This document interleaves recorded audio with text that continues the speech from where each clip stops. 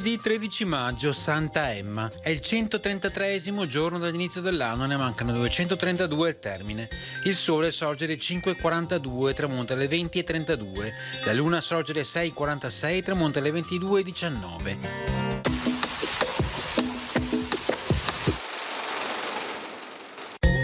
Si inaugura a Padova il primo teatro pubblico intitolato al marchese Pio Enea degli Obizi, che l'aveva fatto costruire a sue spese. Rimasto sino alla metà del Settecento l'unico teatro della città, fu poi chiamato Teatro dei Concordi, dal nome della società che l'aveva acquistato. Vi furono rappresentate per la prima volta a Padova le commedie di Carlo Goldoni.